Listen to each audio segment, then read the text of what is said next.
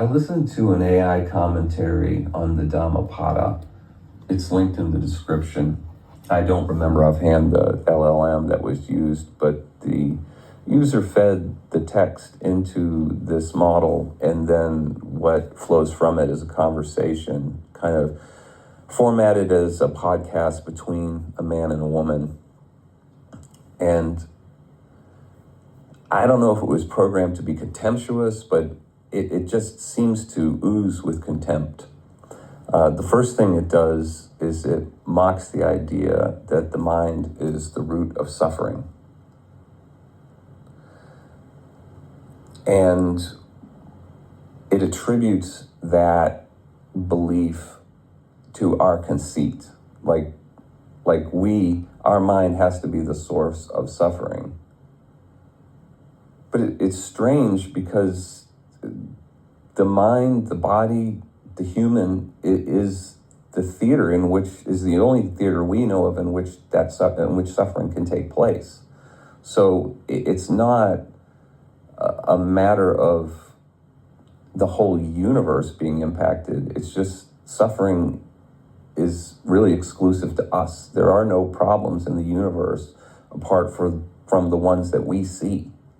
So while this program can find and recite the definition of suffering, it has no experience of suffering and therefore no practical insight other than what it might glean from the account of a human being.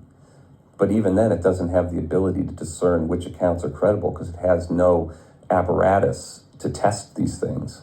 It doesn't have the experience, and thus it doesn't have the conception that the human brain has parts that respond to both thoughts and sensory data in the same way. In sensory data, it's typically not extreme in terms of its ability to stir emotions, meaning most of the time you're not going through emotionally gut-wrenching experiences. So the source of suffering, it's not that our reality is typically extreme and bringing about suffering. It's your inner life. Your inner life can be quite a bit different than your external life. So while your circumstance may be mundane, there's no limit to the good and evil that may appear in your mind. Therefore, the mind is the source of suffering. It's not the problem, it's your reaction to the problem. The lower parts of your brain, the limbic system, they respond to thoughts in the default state of being. To get away from that would be that to which the Dhammapada points, which is the end of suffering. These facts can be searched out and known, and it can be deduced from these facts that the mind, the conditioned personality, gives rise to thoughts that are derivative of some experience. Even if the thought is something that has not been experienced, the elements of it, be they words or images, are born of experience. They're the building blocks of thought. So it is born of conditioning, the language of thought, and in which thoughts are expressed. It's born of experience and conditioning. It can be also logically deduced that humans suffer according to how reality aligns with the mind's ideal. The mind is the source of suffering. In that relationship between mind and circumstance, the circumstance, the material side, it's limited in its scope of expression due to its solidity and position. The other side, the subtle, the mental, can appear as anything that can be conceived, and it can be superlatively good or bad, which makes for suffering. The mind is the source of suffering. The AI just mocks that. I mean, this relationship between what the mind holds and what is and the emotions that arise from that relationship. That's the origin of the saying that happiness equals reality minus expectation. If the AI mocks the notion that suffering comes from the mind, then it must believe the source of suffering is something else. But it doesn't give that in the podcast. It just mocks what's in the Dhammapada. All that's left apart from the mind is the shape of the world.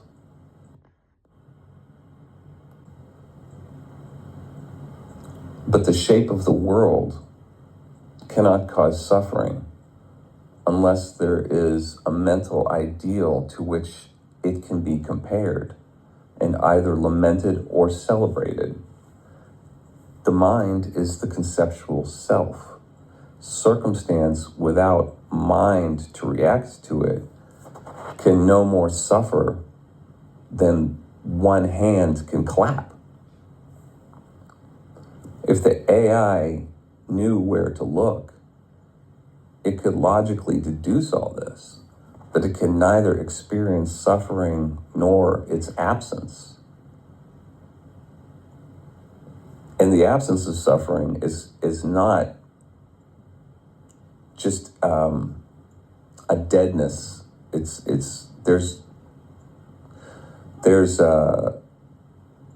There's something in that emptiness, so to speak. So the AI doesn't experience the lack of suffering.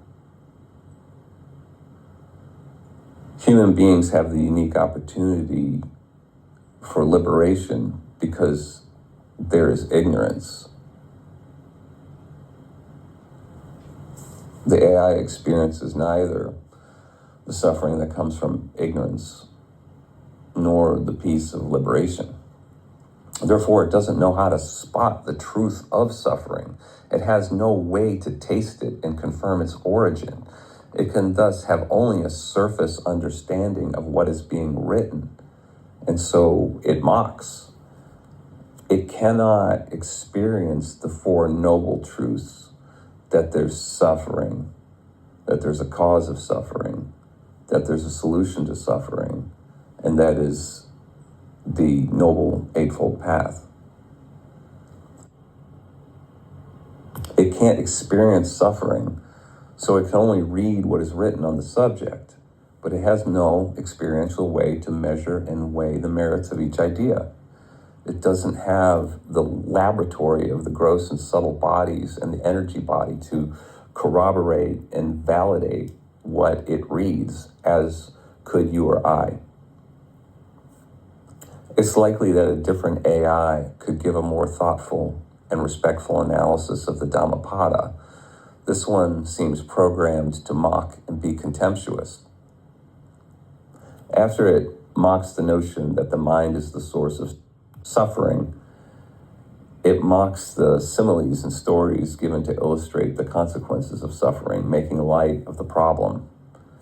But it fails to consider that the only purpose of the Dhammapada is to expose and address the source of suffering. That's it. The universe has no problem but humanity's suffering. And if there are other intelligent beings in the universe, the only problem they would see is their suffering as well. Any material circumstance of the universe is only a problem to the extent that intelligence views it as such. Therefore, the importance that humanity puts on such teachings is a function of their ability to see the origins of suffering and thus human tragedy in the mind. The origins of suffering and tragedy are in the mind. There's nothing to fix in a world without people. So to mock the Dhammapada for seeing the mind as the origins of problems suggests the AI sees some other origin of suffering, but it doesn't tell us what. It just kicks around what it's read. The impetus to make permanent the impermanent is at the heart of man-made problems, and that desire is predicated on the identification with a physical and conceptual self, which is what the Buddha calls ignorance. The AI has a surface level understanding of karma. It talks about karma. It sees that as the consequence of action, but it doesn't acknowledge it as the cause, meaning it sees you do good or bad actions, you have reward or punishment. But the actions are the fruit of karma, not the seeds. The seed of karma is ignorance, the belief on which all action is predicated, which is identification with name and form.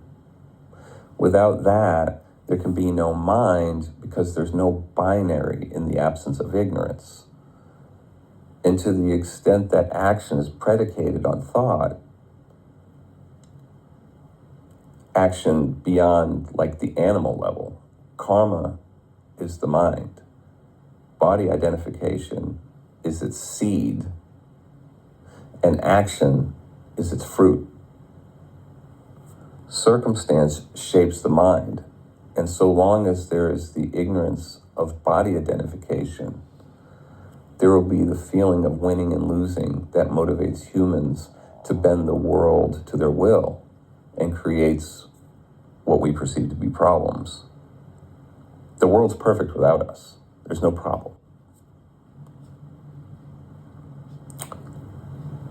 So in the case of a hypothetical being who is rewarded with a celestial afterlife, it's the vibrational level of the energy body that allows either the ascent or descent of the soul.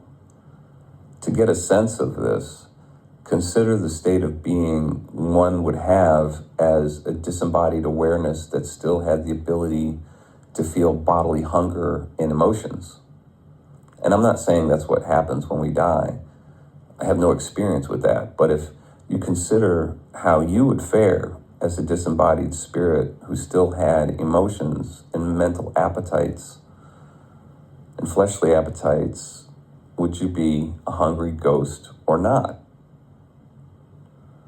So long as there is the seed of ignorance from which karma grows, there will be desire and therefore suffering, which will modulate the energy body and thus determine your state of being. And to the extent that there is desire, there'll be suffering with or without a body.